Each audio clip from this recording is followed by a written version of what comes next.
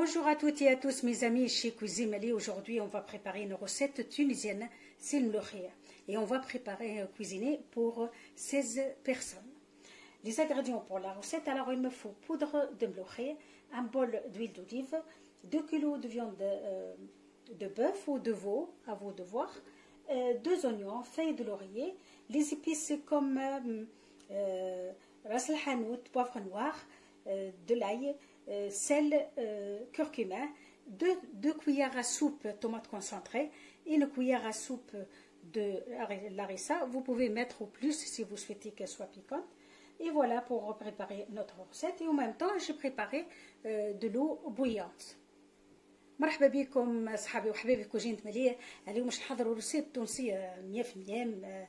روسيت معروفة بها تونس. وقت نقولوا تونس معروفة بالملوخية، بالطاجين، بالكعك بالبقلاوة، فلفل محشي، كفتاجي، تستيرة. هذه معروفة بها الأكلات هذوما، معروفة بها تونس ياسر. والروسيت هذه نطيبوها خاصة في المناسبات، نطيبوها كي نبدو من الموين مع العائلة. الملوخية كيما نطيبوا كسكسي، نطيبوا كيما نقولوا احنا طعام، نطيبوا روسيت معروفة بها تونس.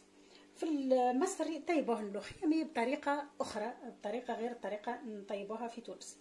شنو يلزمني أنا كيلت لكم وبسطت لكم الأمور باش نجموا الناس ما يعرفوش يطيبوا الملوخية. أنا تاخذ مثلا صحفة نتاع ملوخية عليها صحفة زيت زيتون.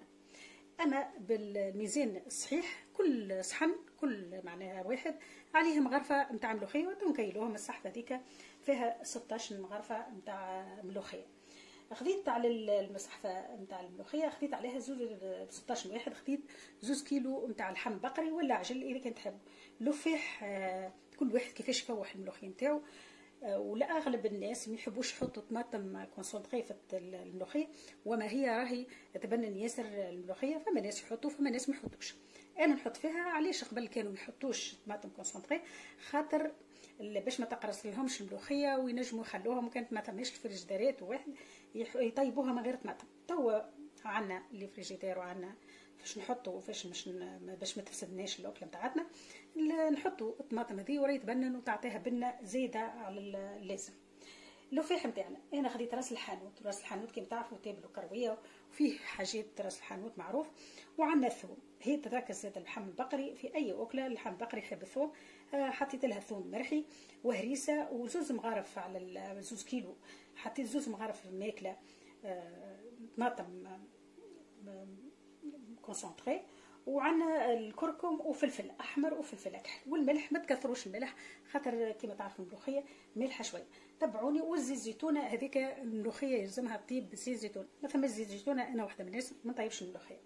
دونك الوغ نبدو الروسيت نتاعنا. وحطينا كاسرونه ماء تغلي على النار. يلزمنا نمرقوا بالماء السخون.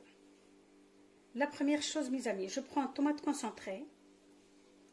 ناخذ طماطم الساعه هي الاولانيه، نحط عليها زيت الزيتونه، huile d'olive. Il paraît ici beaucoup d'huile d'olive, mais on va cuisiner pour 16 personnes. Et cette recette, on est obligé de mettre cette dose d'huile d'olive. Après, je mets ma poudre et on va mesurer. Moi, j'ai mis un bol. Pour les gens qui ne savent pas, un bol d'huile d'olive, un bol de mlokhia, de poudre de mlokhia. Mais on va cuisiner pour 16 personnes.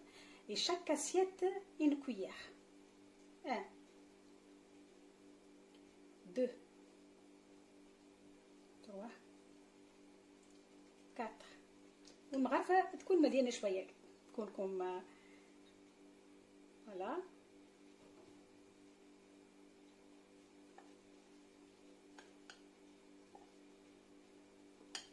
حتى نكملوا الواحد نتاعنا 16 مغرفة، يعني نحطوا 16 مغرفة. احنا ديما الملوخيه كي نطيبوها نحطوا اكثر الفياف، وواحد ديما ما نطيبوش جيس باش نعطوا للجيران، نعطوا للحباب ويجي شي حد على غفله. ديما نعمل بزاف. هذوما 16 il y a 16 cuillères. C'est pas la peine que je termine à mesurer. Il y a 16 cuillères.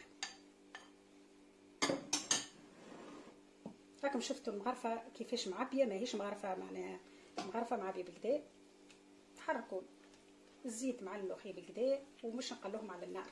ومن بعد ما تتقلى بالكدا نمرقوا بالماء السخون. On va le faire revenir sur le feu le temps qu'il faut à peu près plus que 5 minutes. Après, on ajoute de l'eau bouillante. Et lorsqu'on ajoute de l'eau, une fois pour toutes, on n'ajoute plus. لازمكم كي تمرقوا بالماء سخون تمرقوا فرد مره، ما تبقوش شاك فوا تزيدوا في الماء، يعني تقروا بحسابكم كيفاش باش تمرقوا الملوخيه نتاعكم وقداش باش تبقى تطيب.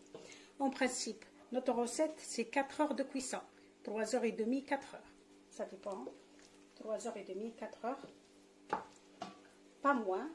ما فهمش ما نحطوش تطيب اقل من 3 سوايع. راهي الملوخيه لازمها تطيب 3 سوايع ونص. سا ديبون كونتيتي، اذا كان مش حاجه كبيره 3 سوايع 3 سوايع ونص، روحوا لها حتى ل4 سوايع، وتطيب على نار هاديه. هي سله يعني تطيب في عقلها، مانيش مزروبين عليها.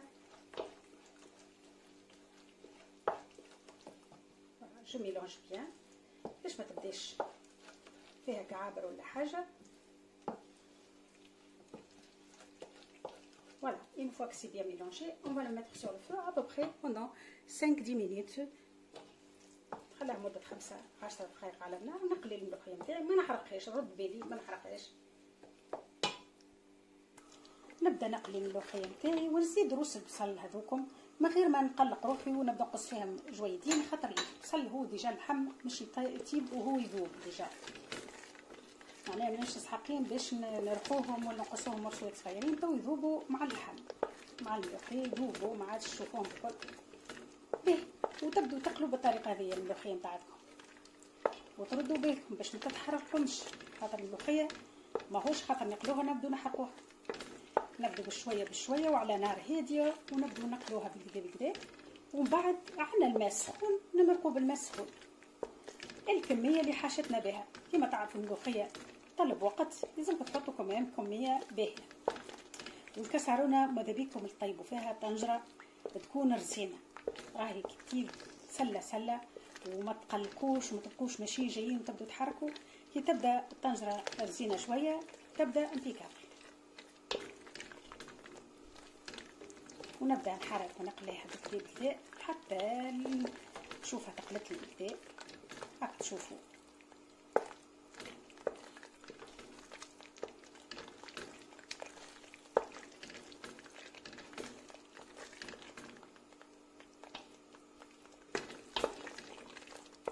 faut bien mélanger, il faut le faire revenir comme il faut pas brûler votre poudre sur un feu doux.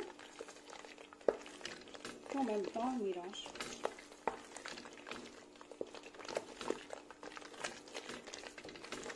Maximum 10 minutes, pas plus, et on ajoute de l'eau bouillante.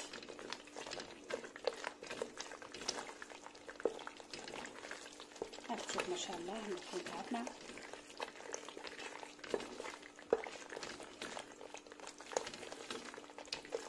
ملوخية تشرح، ملوخية معروفة بها جندوبة. أنا نخدم ملوخية الحقيقة كل عام من جندوبة، معروفة جندوبة بالملوخية.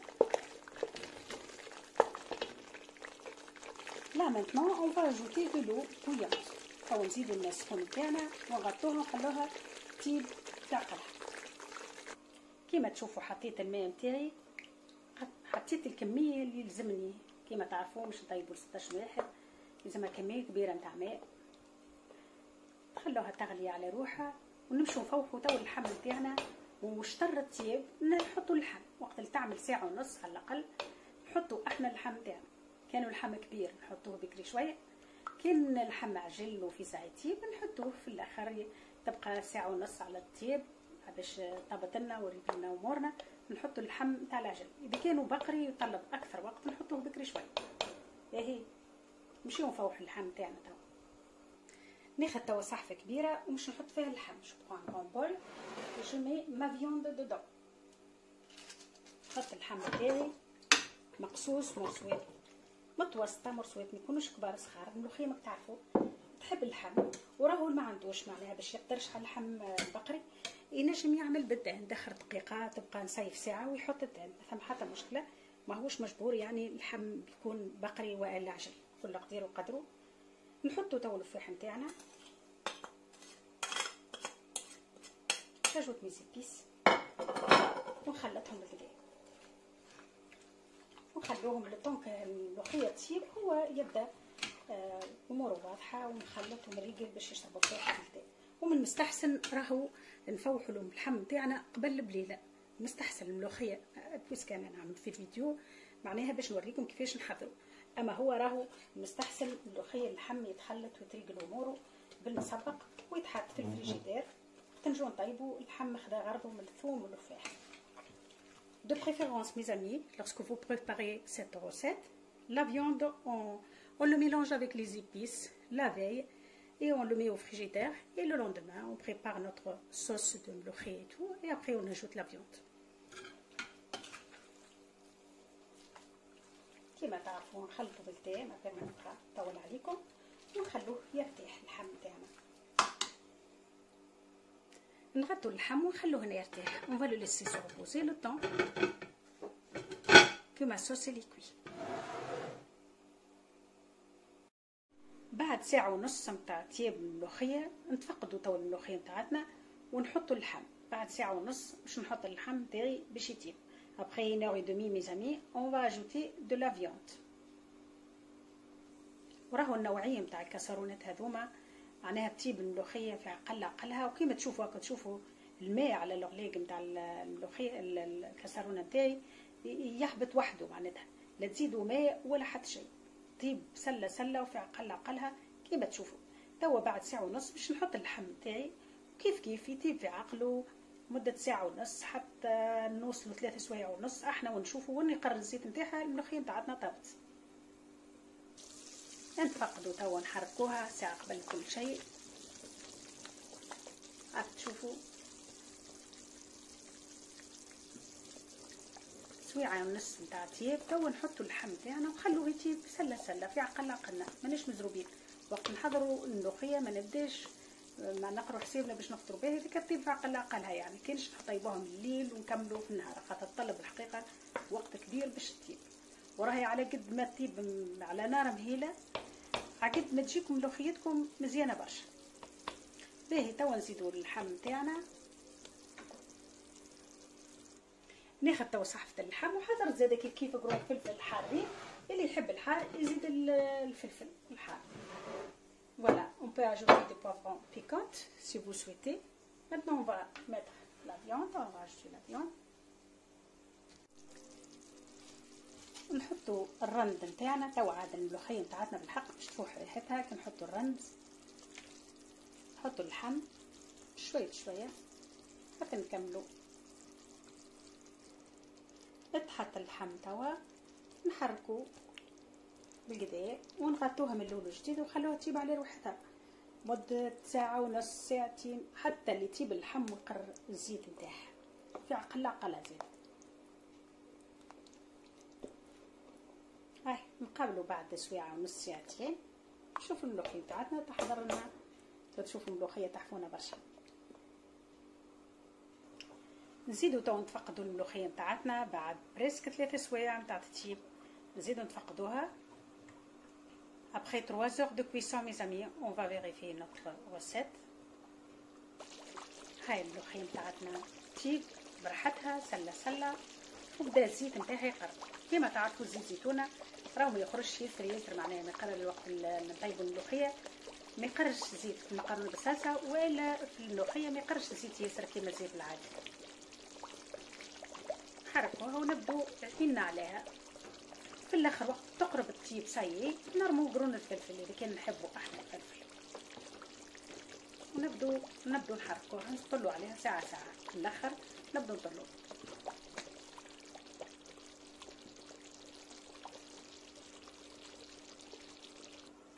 نزيدوا نعاودوا نفقدوا تو الملوخيه اخر مره باش نحطوا قرونات الفلفل نتاعنا. الملوخيه اون برانسيب راهي قربت تطيب توا.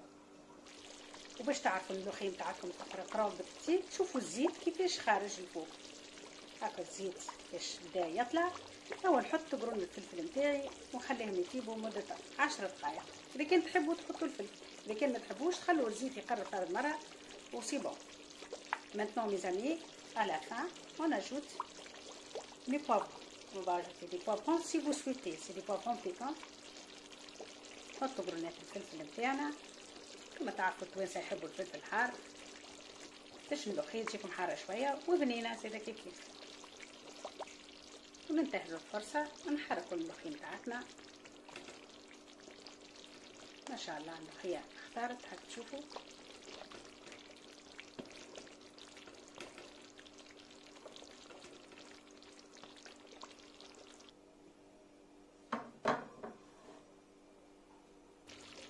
الملوخية متاعتنا صحيح حضرت كيما تشوفوا، الزيت متاعها قرب صحيح طابت كيما تشوفوا. ما شاء الله الملوخية طابت قر زيتها، الفلفل طاب، خليتها مدة 4 سوايع.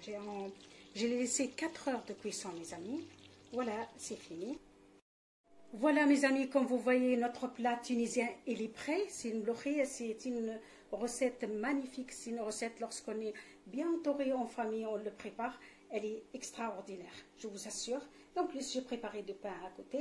J'espère que vous avez aimé ma façon de le préparer. N'hésitez pas à vous abonner et merci beaucoup et à bientôt. كيما تشوفوا صحابي وحبيبي، الرسالة التونسية حضرت ملوخية معروفة بها تونس، معروف بها المطبخ التونسي.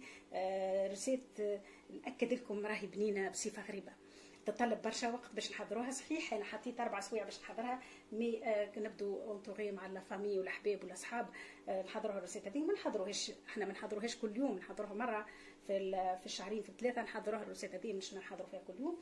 ان شاء الله عجبتكم الطريقه وان شاء الله تجربوها، وما تبخلوش عليا في ابوني وتحطوا جيم، راهو ساكوت ريان دو تو. اذا كنت تحطوا ابوني ما تخلصوا حتى شيء، وتشجعونا انا وغيري، تشجعونا باش نواصلوا ونحط نعمل لكم لي روسيت هذوما، خاصه لي روسيت الزمنيين. تبقاو على خير وشهيه طيبه، وان شاء الله نتقابلوا في روسيت ما احسن وخير يا ربي، وبسلامه.